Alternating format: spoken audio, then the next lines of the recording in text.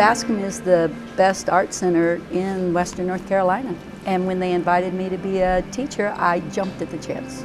I like to teach encaustic because encaustic, you can be successful right then. Absolutely, the most fun, most inspiring teacher. There's no way you could not have fun. And then when your supply list is bring 120 different color crayons, then the child comes out in you. And it was like, we get to heat them up and melt them. You go buy a blowtorch, you can put it on plywood, and you use Crayola crayons. For my paintings, because I sell them, I only use encaustic paint, but the truth about the Crayola crayons, they're just as durable as the encaustic paint. They don't get as hard because they don't have the resin. Sue started us off with how to treat the wood, how to mix our colors, how to melt our colors. We use our griddle, like you would cook pancakes on.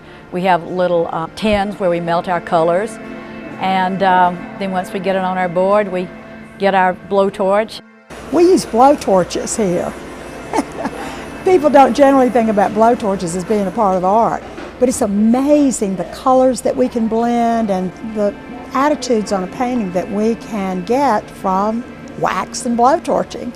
Using the blowtorch, you have to have a sort of a gentle hand with it, because if you get it too close to your board, then you could melt it all the way down to the board. So it's a light hand, and I've discovered that my third year I'm better with a blowtorch than I was my first year.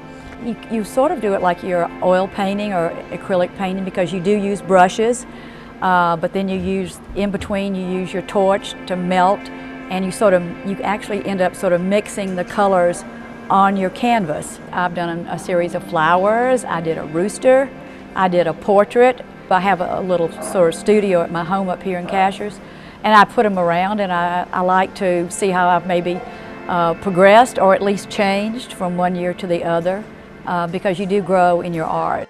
My husband and I have a farm that we spend time with our family in the winter, and so we like barns, and I did 2 barns that I think I'll probably hang somewhere at the farm.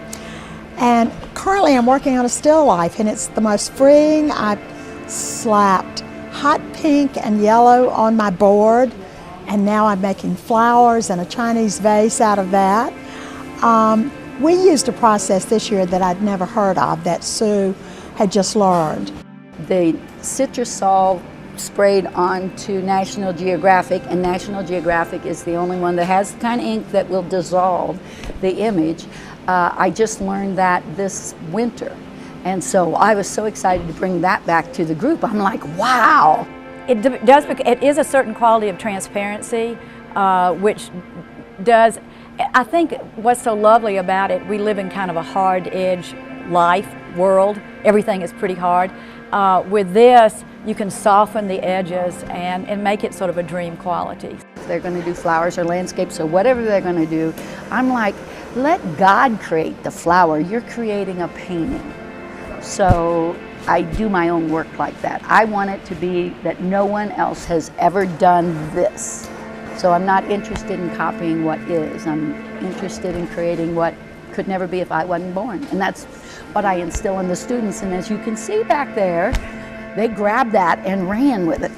I can't wait to take it home today to show my husband. And I'll probably, use some as gifts and give to my family and children and friends and whatever, and just enjoy a piece or two myself.